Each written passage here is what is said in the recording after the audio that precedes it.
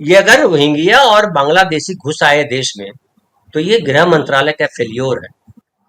गृह मंत्री को इस पे एक श्वेत पत्र जारी करना चाहिए कि भाई हम जो है फ्लॉप साबित हुए, हम बांग्लादेशियों को और उनको रोक नहीं पाए।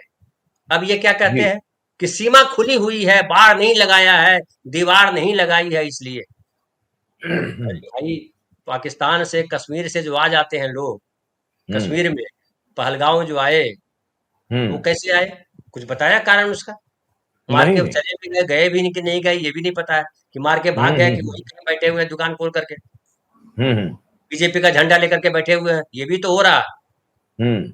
ईडी सीबीआई इस देश में कितने नेताओं पे छापा मारा, उसमें से ज्यादातर नेता बीजेपी में शामिल हो गए, ईडी सीबीआई ने केस बंद कर दिया।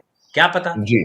5 जी। आतंकवादी जो आए, कहीं हो सकता है बीजेपी का झंडा लेके बैठे हो, कोई ढूंढ नहीं रहा उनको, वो देशभक्त हो गए, भारत जी। माता की जय भी रोज बोलते होंगे 4 मरतबा उठ करके। जी। क्योंकि इस देश में देशभक्त होने की शर्त ये है कि आपको बोलना है भारत माता की जय, जी। भारत माता की जय। ये 5 बार बोलिए दिन भर में, आप देशभक्त हो जाइए। हम्म।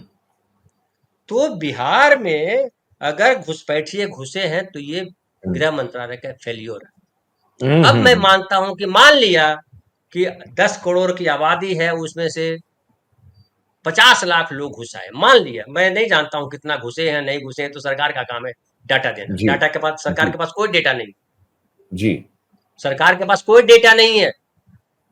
अब जो है अगर 50 लाख लोग घुस आए, तो 50 लाख लोगों के लिए अपने देश के 9.5 करोड़ लोगों को परेशान करिए, क्या ये जरूरी था?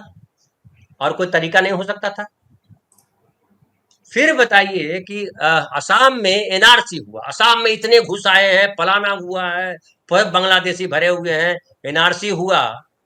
38 लाख लोग शुरुआत में, पहले वाले में 38 लाख लोग डॉक्यूमेंट नहीं शो कर पाए। बाद में फिर जो है 18 लाख लोगों ने शो किया, 20 लाख हैं जिनको नहीं शो कर, उसमें से ढेर सारे हिंदू हैं, हिंदुस्तानी बहुत। हिंदू। इससे क्या साबित होता है? इससे साबित ये होता है कि सरकार फ्लॉप है और ऐसे काम में हाथ डालती है।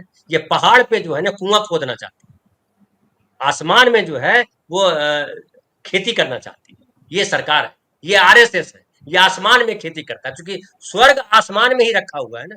यहाँ जी। मरने के बाद सब जो है पुत्र जो है अग्नि देगा, और उसके बाद इतने सारे सत्कर्म करेंगे, फिर जो है ब्राह्मण जो है पाठ करेंगे, 13 दिन का संस्कार होगा और स्वर्ग पहुंच जाएंगे। हाँ। ये आरएसएस कहता है।